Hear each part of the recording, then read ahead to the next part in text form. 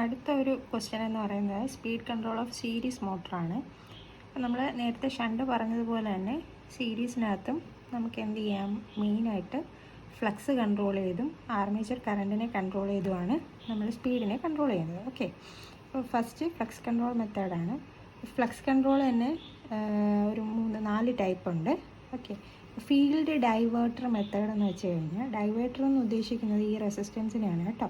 അപ്പം നമുക്കറിയാം സീരീസ് മോട്ടറാകുമ്പം എന്താണ്, ഫീൽഡും ആർമേച്ചറും സീരീസായിട്ട് കണക്റ്റഡ് ആയിരിക്കും അല്ലേ.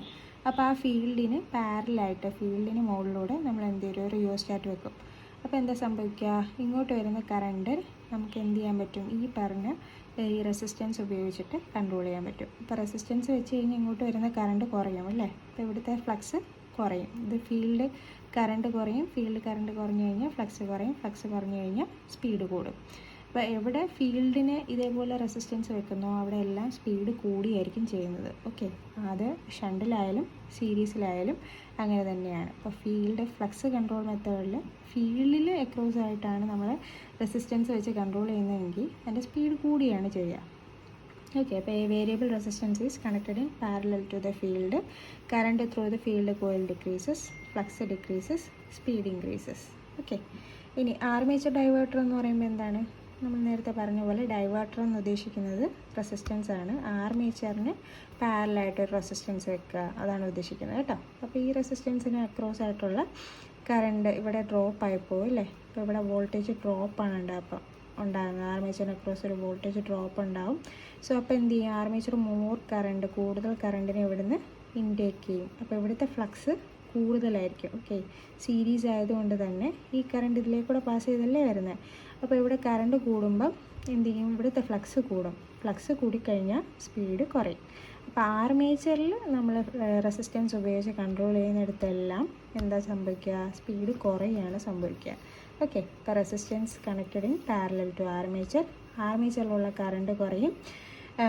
This will increase current taken from the supply എന്നുള്ള കറണ്ട് കൂടുതലായിട്ട് എടുക്കാൻ തുടങ്ങും. സോ ഫ്ലക്സ് ഇൻക്രീസ് ചെയ്യും, സ്പീഡ് ഡിക്രീസ് ചെയ്യും.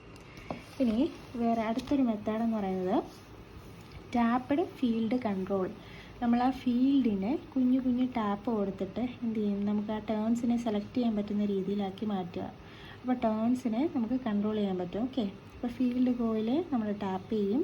We can select different values of flux by selecting different number of turns.